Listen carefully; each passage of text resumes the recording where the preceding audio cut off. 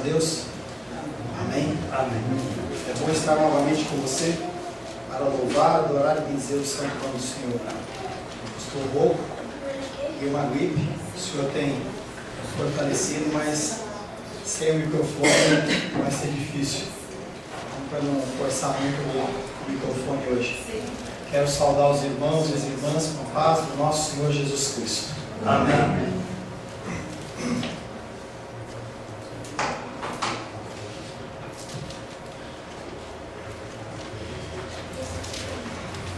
Deus. Semana passada estivemos meditando sobre o tema para Jesus 5 pães e 2 peixes é o suficiente. Para os homens há limites, há limitadores, mas não para Jesus. O versículo que ficou da semana passada, João capítulo 6, verso 9, que diz: há aqui um rapaz que tem 5 pães de cevada e 2 peixinhos. Mas o que é isso para tanta gente? Somos tentados no nosso dia a dia a pôr limites ao que Deus pode fazer ou ao que Ele não pode fazer. Estamos apenas, na verdade, projetando a nossa própria fraqueza em Deus, que pode, ao contrário de nós, fazer o que assim Ele desejar. Confiantes em Seu poder, devemos fazer a nossa parte, elaborar os nossos sonhos, mas em tudo sermos submissos à palavra final do nosso Senhor. Você não é proibido de sonhar, você não é proibido de estabelecer planos, mas todos eles passam pelo crivo do nosso Senhor. E é importante você saber que mesmo que a palavra seja não, Ele está cuidando de mim e Ele está cuidando de você.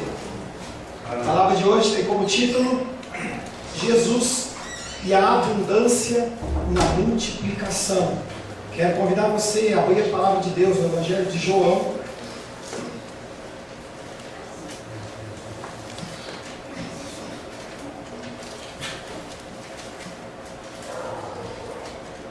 Evangelho de João, capítulo 6.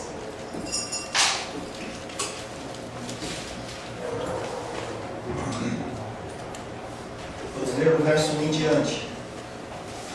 Evangelho de João, capítulo 6, versos 1 em diante. Depois dessas coisas, atravessou Jesus o mar da Galileia, que é o de Tiberíades. Seguiam numerosa multidão, porque tinham visto os sinais que ele fazia na cura dos enfermos. Então subiu Jesus ao monte e assentou-se ali com os seus discípulos. Ora, a Páscoa, festa dos judeus, estava próxima.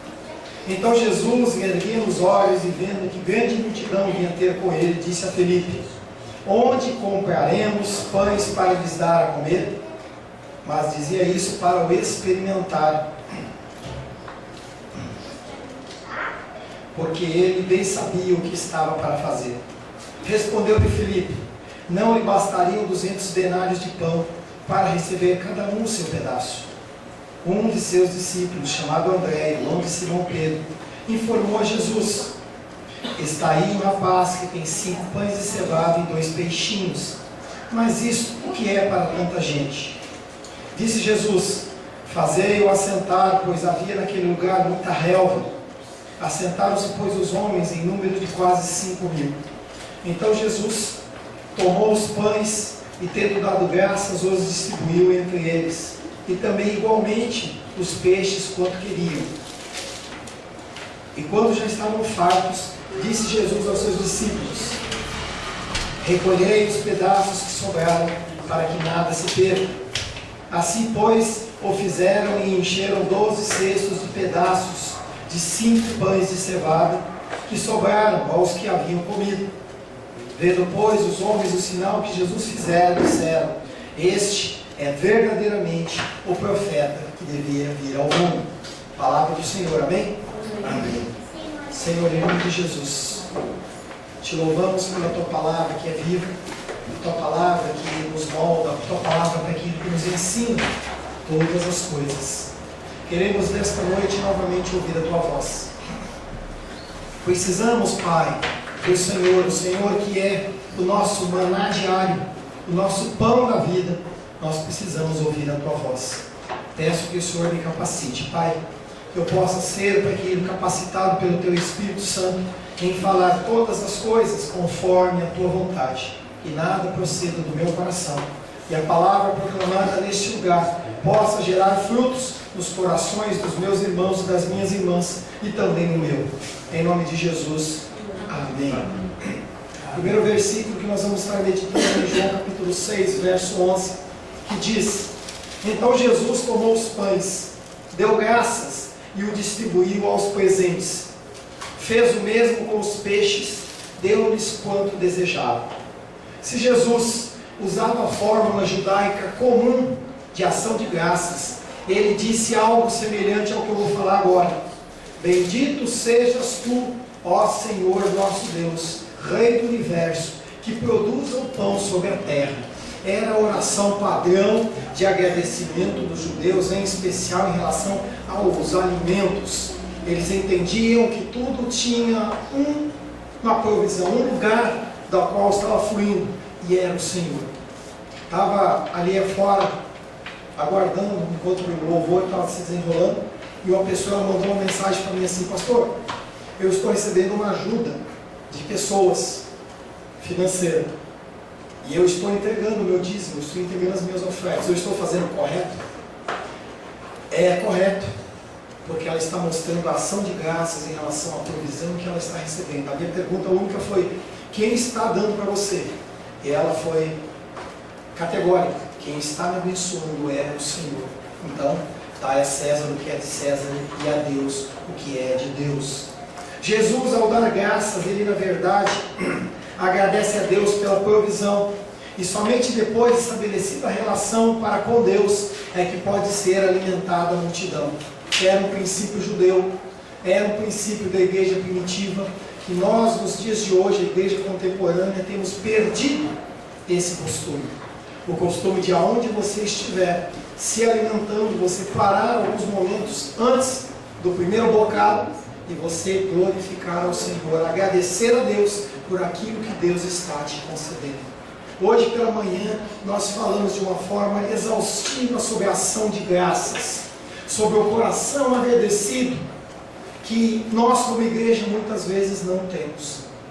Nós achamos que são coisas naturais, nós achamos que é como se fosse uma obrigação do Senhor, e nós acabamos por passar por cima deste período de ação de graças ao nosso Senhor. Tudo que nós temos, tudo que nós fazemos, tudo que nós recebemos, ele vem do Senhor. O verbo traduzido por deu ação de graças é semelhante ao termo utilizado para se referir à Santa Ceia do Senhor, aos quais nós aqui na nossa igreja praticamos no primeiro domingo de cada mês.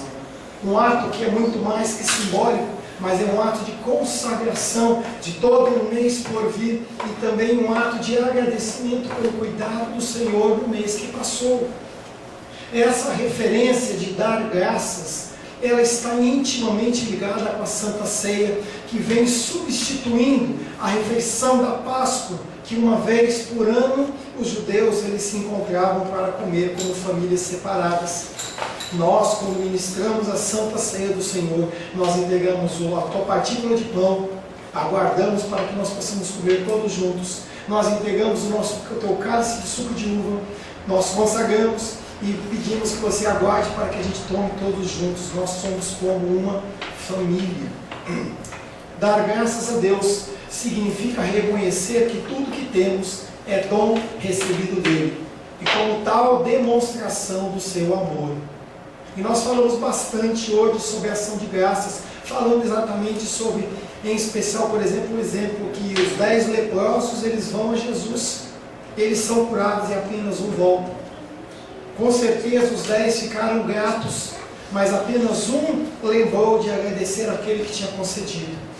É algo que nós temos que começar a voltar. Nós cantamos, a essência da adoração é muito mais do que você levantar suas mãos aos céus, é muito mais você colocar em prática a palavra de Deus, você reconhecer a soberania dele na sua vida, reconhecer que tudo veio dele e provém dele, e isso gera em nós ação de graças. pela demonstração do seu amor. 1 Crônicas, capítulo 29, verso 14 diz: porque quem sou eu e quem é o meu povo para que pudéssemos dar voluntariamente essas coisas? Porque tudo vem de ti e das tuas mãos te damos. Certo momento da história do povo de Israel, eles estavam naquele conflito. Quem sou eu? Quem é o povo para que a gente possa ajudar ou abençoar? Quem somos nós? Será que vai faltar? Será que não falta? Ou será que o Senhor ele é realmente um poderoso provedor para todas as situações?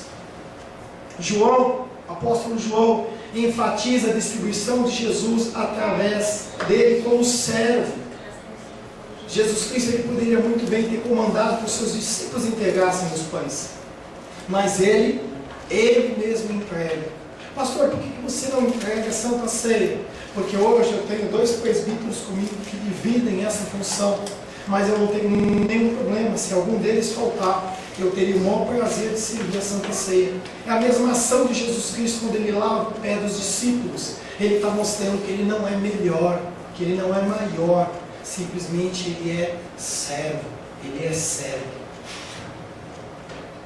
João enfatiza a distribuição dos alimentos por Jesus aos que estavam ali reunidos, e que os mesmos comeram tanto quanto queriam, excedendo de longe aquele pensamento que o apóstolo tinha, de que se tivesse juntado 200 denários, cada um poderia receber um pedacinho. E o Senhor, quando vem, ele vem com abundância. Nós já meditamos em João capítulo 6, verso 7, quando Filipe fala 200 denários de pão não seriam suficientes para que cada um recebesse o seu pedaço.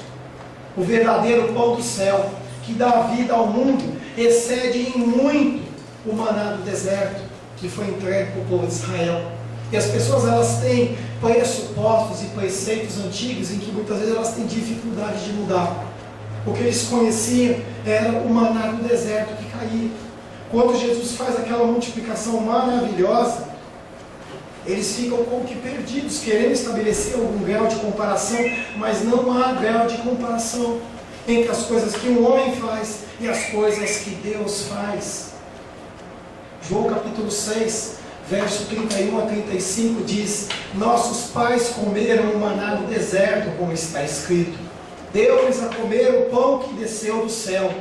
Replicou-lhes Jesus: em verdade vos digo, não foi Moisés quem vos deu o pão do céu. O verdadeiro pão do céu é o meu Pai que vos dá.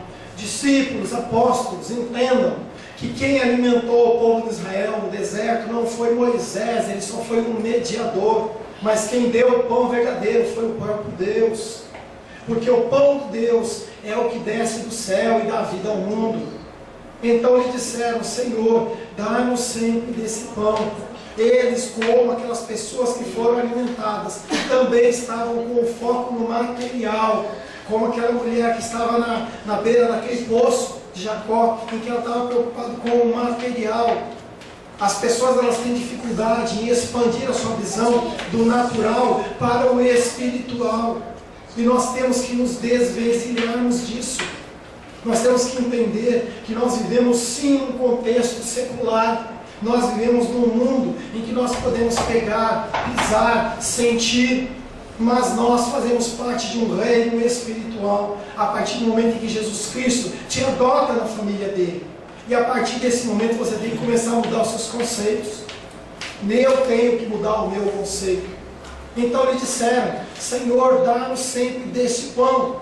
Declarou-lhe, pois, Jesus: eu sou o pão da vida. O que vem a mim jamais terá fome, e o que crê em mim jamais terá sede. Nós temos que parar de olhar para as coisas naturais. Não estou falando para você sair do seu emprego, para você entrar num processo de monastério, que você só fica orando, e não é isso que eu estou falando. Mas a nossa preocupação ela tem que parar de ser o nosso dia a dia, o nosso material. Porque o Senhor ele tem muito mais a oferecer. Essa multiplicação dos pães mostra que o Senhor querendo lhe dar em abundância que você não consegue nem comer. O Senhor ele tem infinitamente mais do que você pode pedir, pensar ou imaginar. Jesus ele é o verdadeiro pão. Jesus ele é o pão da vida. Jesus é o verdadeiro pão da vida que desceu do céu e que sacia a nossa fome de uma maneira eterna. Aqueles que têm Jesus Cristo de maneira nenhuma sentem fome, sentem sede, seja espiritualmente, seja fisicamente. Pastor, mas eu vejo tantas pessoas passando necessidades, má administração, não estar aos pés do Senhor, não ser submisso aos seus planos, querer fazer apenas a sua vontade. São coisas que atrapalham, mas que acabam com que cooperar no plano do Senhor, porque nenhum plano do Senhor pode ser frustrado, e Ele utiliza a ferramenta que Ele quiser. Jesus, ao dar graças, e então reconhecer a origem da provisão, por vir como vinda de Deus, desvincula o milagre do menino. O menino que trouxe 5 pãezinhos e 2 peixinhos, ele não foi a origem do milagre. Ele só foi utilizado de uma forma pedagógica, para que as pessoas entendam que aquele menino que representa aquele povo que estava sofrendo, ele pode sim ser cuidado pelo Senhor, e é cuidado pelo Senhor. A partir do momento que aquela criança, ele fez o papel dele, ele desaparece do cenário. Não adianta você querer endeusar, não adianta você querer falar nada, mas simplesmente reconhecer que o Senhor, Ele é o provedor, e Ele pode usar a minha vida, pode usar a tua vida, pode usar a vida de qualquer um para te abençoar. Que foi exatamente o que a irmã perguntou para mim. Eu estou recebendo, não é do meu amigo, eu estou recebendo é do Senhor. E o Senhor, Ele nos dá a provisão, tudo provém dEle. Ele foi apenas o menino, apenas um instrumento, mas desnecessário na esfera divina. Era necessário um menino para ver o milagre? Não! O Senhor, Ele faz aparecer as coisas do que não existe. Mateus capítulo 4, verso 3, quando Satanás está tentando Jesus no deserto, após ele ter sido levado pelo Espírito Santo e ser batizado, ele vai ao deserto e ele é tentado. O tentador olha para ele e diz: se és o Filho de Deus, manda que essas pedras se transformem em pães. O nosso Deus, Ele não precisa de pão para multiplicar pão, Ele não precisa de dinheiro para multiplicar dinheiro, Ele não precisa de bebida, líquido para multiplicar líquido. Ele faz do nada, assim conforme o seu prazer. Foi assim, é assim e vai ser sempre assim. E quando você entende isso, o seu coração começa a descansar, o teu coração começa a confiar mais e você sofre menos. O maná do antigo Êxodo, ele era limitado, ensinando como propósito maior a dependência de Deus. Algo que o Senhor vai falar no lá quando Ele fala, ensina as pessoas a orar: o pão nosso de cada dia nos dai hoje. Mas nesse milagre Ele está falando sobre abundância, uma outra característica dele. Em Êxodo capítulo 16, verso 16 diz: eis o que o Senhor vos ordenou, colhei disso cada um segundo o que pode comer, um gomer por cabeça, segundo o número de vossas pessoas, cada um tomará para os que se acharem na tenda. Quando o maná começou a cair no deserto, para alimentar aquele povo, aquele maná, ele só poderia ser comprado, pego na quantidade de consumo do dia. Se você guardasse como alguns guardaram, aquele maná ele estragava e fedia. Era um pão que tinha uma validade curtíssima, porque eles tinham que entender que o Senhor estava cuidando deles em todas as coisas. Nesse milagre, Jesus não traça regras, Ele responde à necessidade humana até a satisfação total. Ele alimenta aquele povo até eles não aguentarem mais, para eles entenderem que sim, há uma saída fora do esquema judeu, fora do esquema da igreja contemporânea dos dias de hoje, dessa dependência de líderes. Sim, há uma saída que chama-se Jesus. Com a sua ação, Jesus indica aos discípulos qual é a missão da comunidade, para que existe a igreja.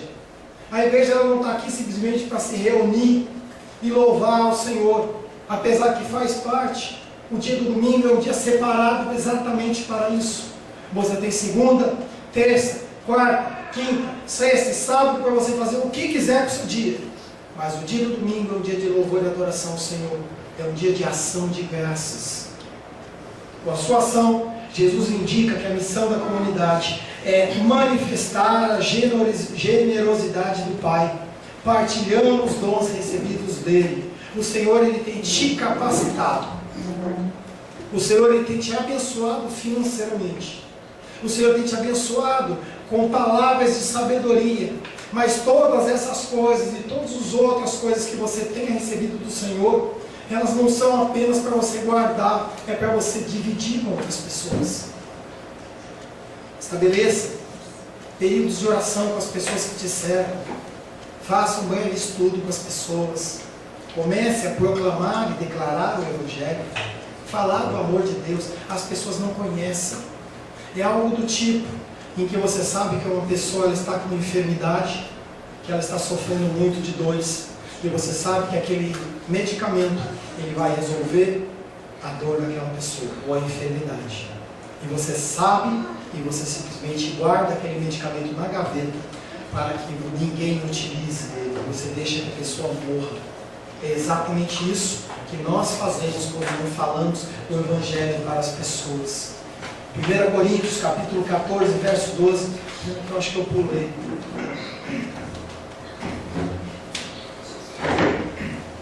1 Coríntios, capítulo 14, verso 12 diz: assim também vós, visto que desejais dons espirituais, procurai progredir para a edificação da igreja. Para que servem dons? Para que você faz teologia? Ou fez teologia?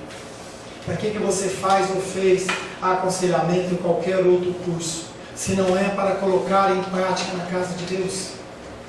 Não há sentido. Ninguém se aventura a fazer um curso de advocacia, de medicina, de engenharia, de administração ou qualquer outro, e aí a pessoa pergunta para ele assim: você vai trabalhar? Não, eu não vou. Eu só fiz porque eu queria conhecer. Não existe isso. Você tem sim que colocar em prática as coisas que você tem aprendido, em um menor grau ou um maior grau, mas é suficiente para salvar uma multidão de pessoas. Transforma-se este sinal em celebração de generosidade. Jesus transforma de Deus através do seu Filho. Aparece assim o sentido profundo da Santa Ceia, que passa a ser o sinal do amor de Deus no mundo. João capítulo 3, verso 16. Porque Deus amou o mundo de tal maneira que deu o seu Filho unigênito, para que todo que nele crê não pereça, mas tenha a vida eterna. Como que as pessoas podem conhecer se você não fala? Como que as pessoas elas podem acreditar se você não fala? Se você tem vergonha, se você acha que se você falar você vai incomodar, a pessoa não vai te gostar mais de você, que ela não goste, mas que ela seja salva. Nós temos que largar esse egoísmo que nós temos, de querer guardar apenas para nós a salvação em Cristo Jesus. E nós vamos deixando os nossos entes queridos indo a passos largos para o inferno, simplesmente porque nós não queremos falar. Porque vai te incomodar. Você vai criar uma situação que te incomoda. Já falei, não falo mais. Imagina se Deus tivesse aberto mão de você tão facilmente. Devemos fazer a nossa parte e confiar nos cuidados de Deus. Dê o seu recado. Fale. Convide para vir para a igreja. Faça a sua parte. Mas não queira ver o fruto. Nem sempre você vai ver o fruto. Uns plantam, outros regam e outros colhem. Quando vemos a Bíblia de Isaías, ele foi um homem que profetizou sobre Jesus há aproximadamente 700 anos antes. E as pessoas ouviam Isaías falar e iam falar assim: esse cara é doido, está falando do quê? Isaías morreu e não viu o fruto da sua pregação. Nós temos apenas que falar. João capítulo 6, verso 12. Quando ficaram satisfeitos, homens, mulheres e crianças, Jesus disse aos seus discípulos: recolhei os pedaços que sobraram para que nada se perca.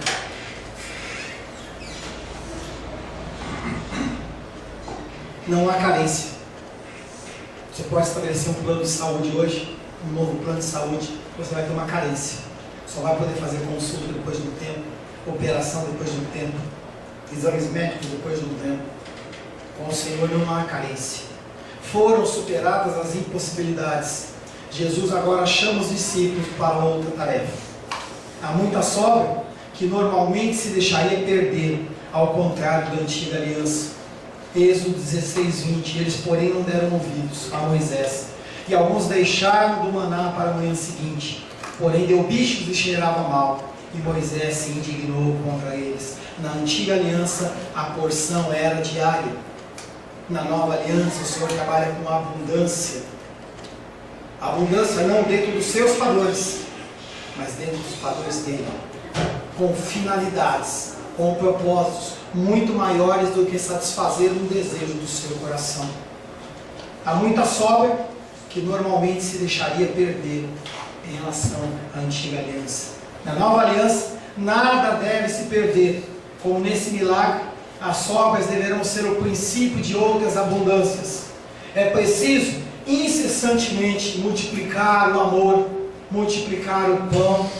A comunidade ela deverá continuar a obra de Jesus. Pastor, por que sobrou tanta coisa? Para você entender que você também tem que fazer sobejar na vida dos outros.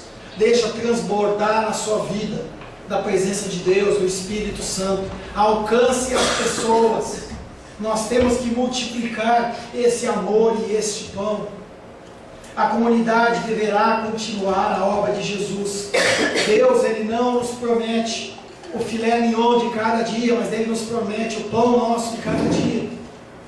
E Deus poderia, através de Jesus, ter multiplicado aqueles pãezinhos de cevada em pão de trigo, mas Ele continuou trabalhando com a cevada, que foi aquilo que foi entregue, continuando simbolizando o que Ele está dando e trabalhando com pessoas que precisam, que são carentes dEle. Se você não é carente do Senhor, se você não é como o salmista, que como a corça anseia por águas, você nunca vai se satisfazer. Você vai achar sempre que é pouco. Jeremias capítulo 31, verso 14 diz: saciarei de gordura a alma dos sacerdotes, e o meu povo se fartará com a minha bondade, diz o Senhor. E esse versículo não tem nada a ver com a teologia da prosperidade que as pessoas estão pregando aí. O pastor está falando de prosperidade. O nosso Deus é de prosperidade, querido. O nosso Deus é Deus de riqueza. O nosso Deus não é Deus de miséria, não. Mas você tem que entender que entre isso e você viver buscando isso é totalmente diferente. As pessoas, elas querem a abundância, e eu oro para que você seja abundante financeiramente, para abençoar a casa do Senhor, para que nós possamos abençoar outras vidas, para que você seja abençoado. Mas a partir do momento em que isso vai tirar o foco de Cristo, eu repreendo em nome de Jesus. Porque a prioridade não é a tua abundância financeira, não é a sua independência, e sim você se manter nos caminhos do Senhor. Porque você tem que fazer investimento em algo que é eterno, e não algo que é momentâneo. Saciarei de gordura a alma dos sacerdotes, e o meu povo fartará com a minha bondade. Você não vai ficar jogadinho pela rua. Você vai abrir a geladeira e vai ter mais do que uma garrafa de água para você beber. Apesar que a água agora está escasso. Saiu uma reportagem que Brasília tem mais ou menos 75 dias de água. Depois acabou. Não sei qual o grau de seriedade disso. Não sei. Mas ele sabe. Já começou racionamento em algumas regiões e vai nos alcançar. Mas vai acabar a água para o ser humano? Não. Porque Ele promete que Ele é abundante. Alguma coisa o nosso Deus vai fazer para que a gente não fique com sede. João capítulo 6, verso 13. Então eles os recolheram e encheram 12 cestos com os pedaços dos 5 pães de cevada que sobraram do que havia comido. Embora o Senhor tenha muito para suprir as necessidades do povo, Ele não deixará que nada seja desperdiçado. Vale para aquele povo e vale para você. Você tem desperdiçado as coisas que o Senhor tem entregue para você? Você tem usado com sabedoria?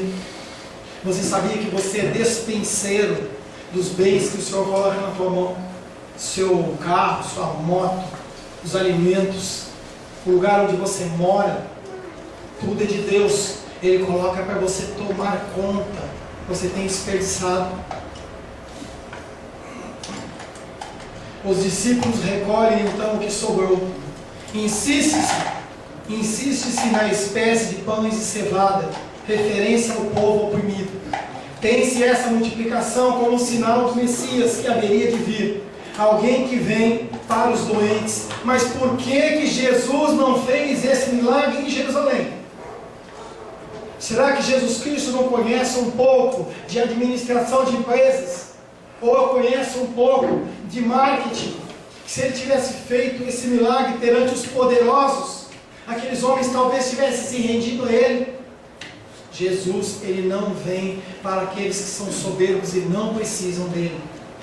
Falava essa semana com alguém que eu estava dando aconselhamento, e eu falava, as pessoas não querem Jesus. As pessoas querem o que Jesus pode dar, mas não querem Jesus. Eles não querem um senhorio sobre a sua vida. Eles não querem alguém que comande as suas vidas, mas eles querem os benefícios. As pessoas vêm na igreja e vão na igreja, muitas vezes, simplesmente querendo o melhor de Deus, mas no sentido material. Eu quero aquela televisão, eu quero aquele carro, eu quero aquela casa, eu quero aquela roupa. E as pessoas, elas mudam o foco da adoração e da busca ao Senhor, como se fosse uma adoração profana.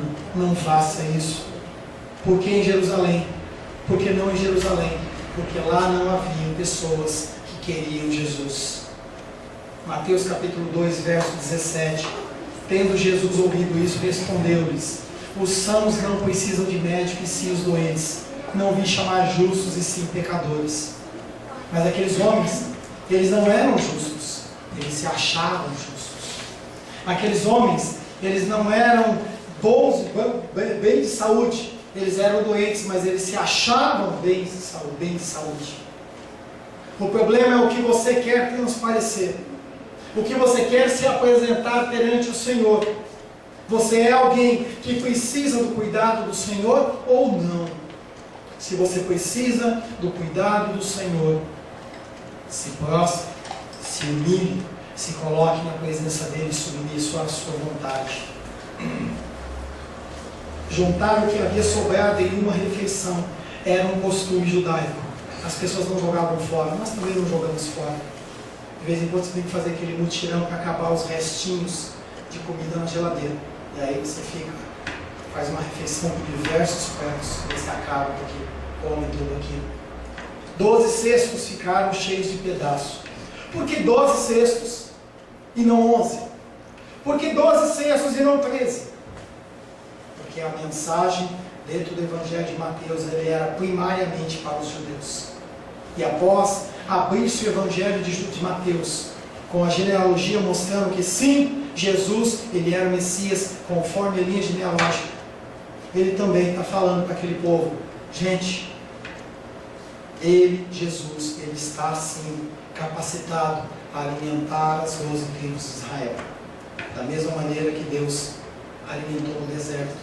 Esse nova aliança, esse Jesus, ele alimenta, ele cuida. A primeira multiplicação aponta que a alimentação dos 5 mil homens, representa a provisão do Senhor para os judeus. E a segunda multiplicação, que nós vamos ver mais à frente, já está se fazendo uma alusão em relação a eu e você, os gentios também sendo alimentados pelo Senhor. O Senhor tem pão em abundância para os judeus, e Ele também tem pão em abundância para aqueles que não são judeus, mas que estão com fome e sede da sua palavra.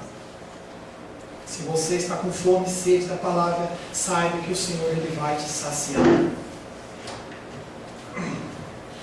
João capítulo 6, verso 14, é o último versículo. Vendo, pois, os homens o sinal que Jesus fizera, disseram: este é verdadeiramente o profeta que devia vir ao mundo. Esses homens, eles olharam mais uma vez para o milagre. Olharam mais uma vez para a manifestação sobrenatural. Eles não olharam para a divindade de Deus através de Jesus. O povo que viu e foi alimentado por meio desse milagre tem evidência suficiente para argumentar que Jesus era o profeta que deveria vir ao mundo. profetizada por Moisés, em pelo menos 2 passagens, da qual eu separo uma, Deuteronômio 18:15. O Senhor teu Deus te suscitará um profeta no meio de ti e teus irmãos, semelhante a mim, e a ele ouvirás. Algumas pessoas acham que o povo de Israel naquela época não sabia que Jesus era o Messias. Eles sabiam e sabiam sim. Todas as evidências apontavam para Jesus. Mas aqueles homens, eles não queriam abrir mão da satisfação que eles tinham de serem líderes, deles serem sacerdotes, deles serem mediadores, deles receberem o melhor daquele que o povo oferecia. Eles não queriam abrir mão, porque da mesma maneira que os sacerdotes, da mesma maneira que aquele povo que estava lá com Jesus no deserto, e muitas vezes nós apenas focalizamos no milagre. E se o Senhor não concede milagre dentro do momento que você quer, ou que eu quero, nós ficamos chateados, fazemos biquinho, e algumas vezes dizemos, não vamos mais para a casa do Senhor, como se Ele tivesse alguma obrigação.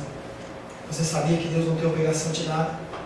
Ele faz porque Ele é misericordioso, Ele é gracioso, Ele é gentil, Ele é longânimo com o meu pecado e o seu pecado. Ele, quando olha para mim e para você, Ele derrama da sua graça, em vez de derramar do seu juízo. Quando as pessoas cantam, Senhor, derrama a sua Shekinah, manifesta a tua glória, manifesta o seu poder aqui. Se o Senhor realmente manifestar, as pessoas vão morrer, a começar por mim. Nós não estamos prontos a estarmos perante o Senhor na sua glória, na sua graça. Moisés, como o homem mais manso da terra, ele não conseguiu ver a face do Senhor. Deus poupou ele de uma morte prematura. Aleluia. Sem dúvida, a provisão feita por Jesus de tanto pão para tantas pessoas em uma área deserta levou alguns a pensar na função de Moisés na provisão do maná. Como o primeiro Redentor fez cair do maná do céu, mas ele era apenas um mediador. Também o último Redentor fez cair o maná, só que ele era o próprio pão, ele era o próprio sacerdote, ele era o próprio sacrifício. O Senhor Jesus, Ele é o pão vivo que desceu do céu, que me alimenta, que te alimenta, que mata a minha sede, mata a sua sede. Não há outro lugar que você possa buscar isso. Meditações, religiões orientais, lindas e maravilhosas, você não encontra isso. Você não encontra isso na provisão financeira exacerbada, em que você tem que ter milhões e milhões e milhões na conta. Você não encontra isso. Você continua com fome e você continua com sede. Apenas em Cristo você é satisfeito. Apenas em Cristo eu sou satisfeito. João não argumenta que o povo estava errado nesse julgamento, mas somente na avaliação do seu significado. A atenção deles não estava centrada em Jesus, mas estava centrada no alimento. Eu fico imaginando uma cena como aquela, os primeiros ali desesperados, parece a gente quando está no rodízio, em que você quer que o cara passe primeiro a picanha na tua mesa, porque depois que deu uma volta, acabou. E aqueles homens, eu tenho certeza, se eu fosse eu, seria assim, talvez você também. Quando foi começar a distribuir o pão, e aqueles homens viram, eles falaram assim, deixa eu comer logo o meu pedaço. Eu quero 2 pedaços, me dá aí. Porque se acabar por último, eu tenho meu. Aqueles homens estavam olhando exclusivamente para o milagre, para os pães, na vitória e na própria necessidade deles. A atenção deles não estava centrada na auto-manifestação divina, mediada por meio do Filho encarnado. O que eles tinham que ver ali era Jesus, e não o pão. Talvez como aqueles 10 leprosos que um volta, que a família estaria depois lá. Eles teriam que primeiro agradecer a Cristo, glorificar a Deus, e não encher a pança primeiro para depois glorificar a Deus. Nós temos que entender que tudo provém dele. Somos seres abençoados em tudo, amém? Você é abençoado? Você é extremamente abençoado. Falta algo para você? Nós temos que agradecer. Nós temos que usar o nosso tempo para isso, glorificar e agradecer ao Senhor. Somos seres abençoados em tudo. mas muitas vezes temos uma mente muito curta perante novas lutas. Os antigos feitos de Deus perdem a validade. O Senhor ele já te livrou de enfermidades de morte. E aí quando você tem uma pequena enfermidade, você se desespera. Ele já resolveu problemas financeiros seus muito maiores. Mas quando chega aquela conta, você se desespera. Você não acredita em Deus.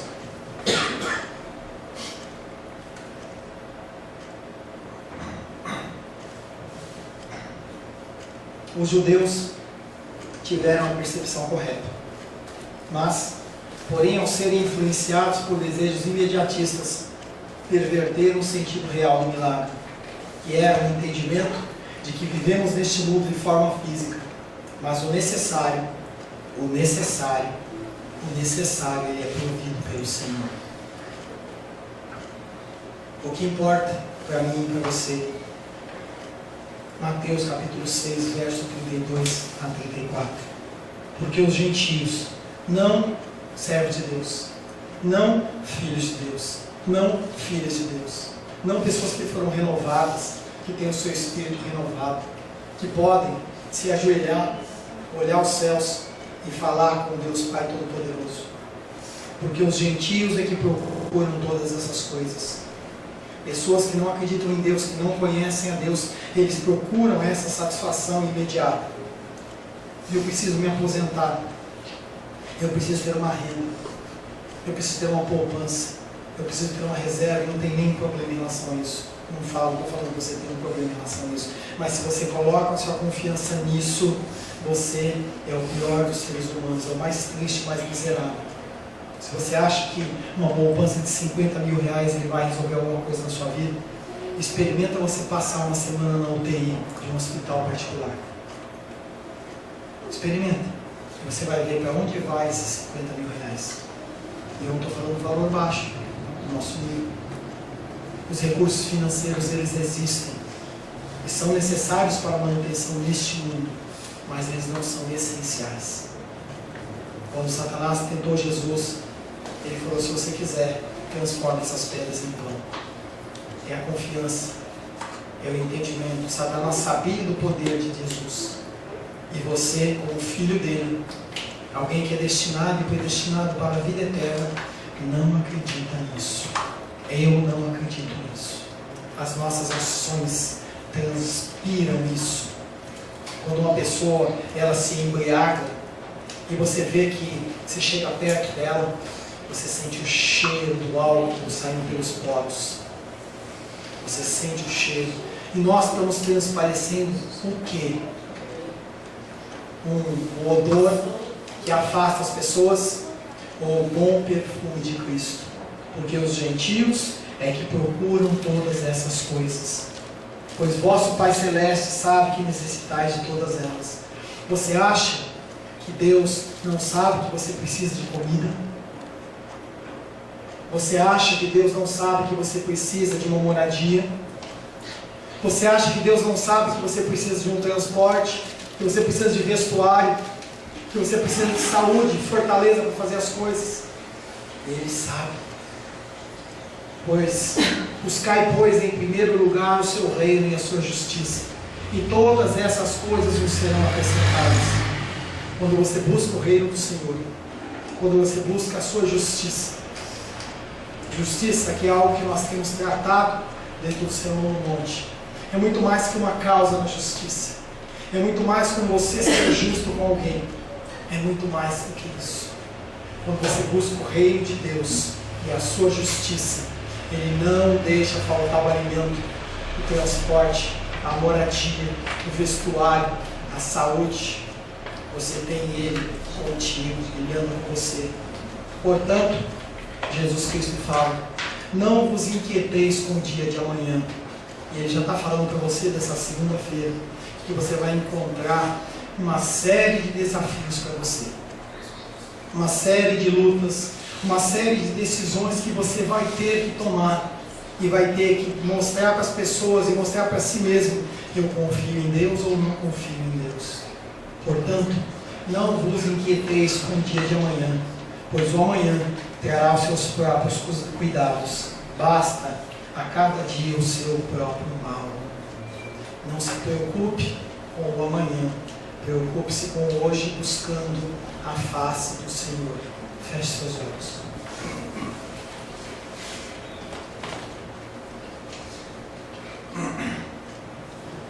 Senhor Deus, Tu és excelso, Tu és maravilhoso, Tu és bendito.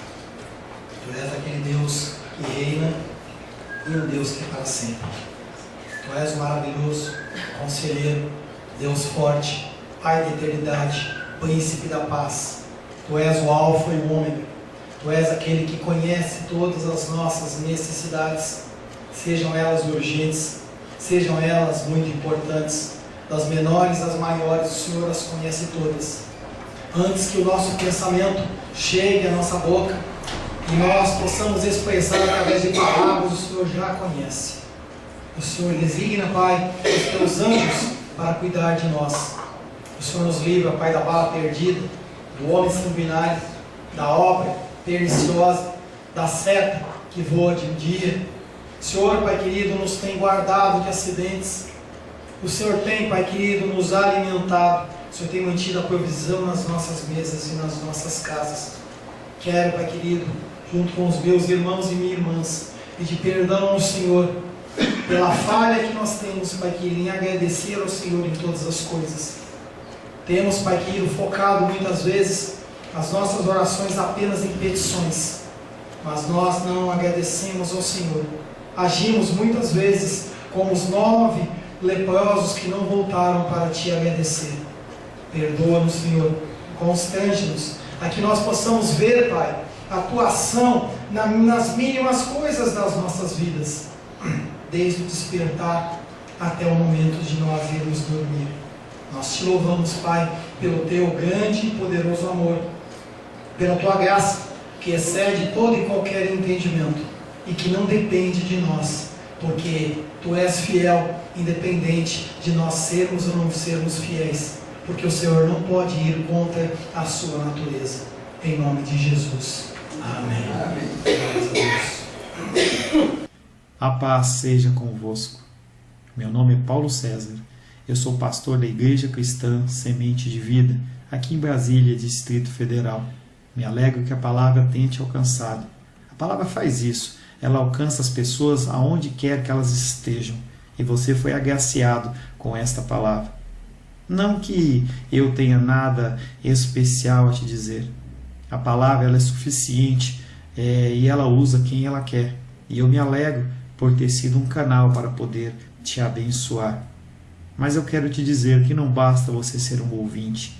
Não basta ser uma pessoa que se alegra quando você ouve a palavra de Deus. A vida ela é feita de decisões. Se você está ouvindo essa palavra hoje, eu creio que o Espírito Santo tem um propósito especial com você. Muito mais do que prosperidade, muito mais do que uma cura física, uma cura emocional ou espiritual, Ele quer te alcançar para a vida eterna. Nós investimos nosso tempo, nós investimos as nossas forças em coisas terrenas, mas o Senhor Ele tem muito mais a oferecer. Ele tem sim para você a cura, Ele tem sim para você a prosperidade, mas Ele tem muito mais que isso. Submeta-se a um Deus que Ele é capaz de mudar e transformar a sua vida por completo. Creio que o Espírito Santo ele é capaz de tocar o teu coração. Quero pedir que você curve a sua cabeça. Senhor, em nome de Jesus, coloco na Tua presença essa vida que ouve esta ministração, que ouve esta palavra.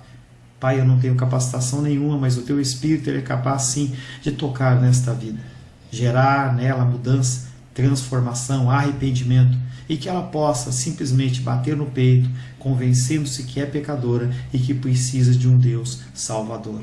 Não há um caminho a Ti, meu Deus, que não seja através de Cristo. E eu lhe peço, Pai querido, que você alcance essa vida e ele possa sim tomar uma decisão pessoal pelo Senhor, em nome de Jesus. Amém. Amém, meu querido. Amém, minha querida. Fico contente que você esteja ouvindo essa ministração até o fim. E peço que você não se limite a ouvir os cultos pela internet. Você procure perto da sua casa, uma igreja, um lugar que proclame a palavra do Senhor. Eu oro para que o Espírito Santo te direcione nessa busca, porque muita coisa tem sido oferecida que não é o Evangelho. Eu abençoo a sua vida, em nome de Jesus. Amém.